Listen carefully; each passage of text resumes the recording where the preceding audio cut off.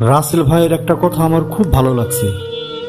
সে বলছে জীবনটারে স্বাভাবিকভাবে দেখতে চাই। ডালে ভাতে বাঁচার ইচ্ছা আমার। দামি গাড়ি, দামি বাড়ি, দামি ঘড়ি, কোনো কিছুর প্রতি লোভ নাই, শুধু শান্তি চাই। আসলেও তো তাই। শান্তিতে থাকতে চাইলে টাকা পয়সার দরকার নেই।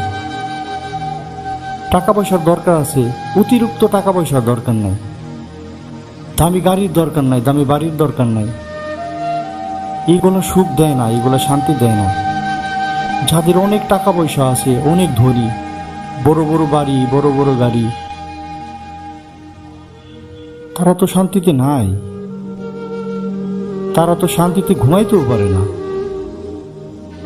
তারা পেটটা ভরে খাবে, সে খাবারও খেতে পারে না।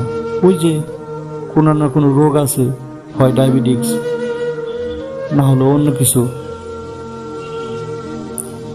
আল্লাহ তাআলা আমাদেরকে যতগুলা নিয়ামত দিছে, তার ভিতরে সব থেকে বড় নিয়ামত সুস্থতা।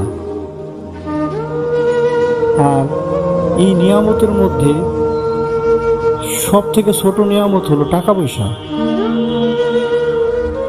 দেখেন, আমরা সেই টাকা পয়সার উপরে পড়ে আছি, এর পিছনে আমরা দৌড়াদৌড়ি করি। হয়তোবা সেই কারণেই আমরা শান্তিতে থাকতে পারি না, আমাদের ভিতরে শান্তি নাই।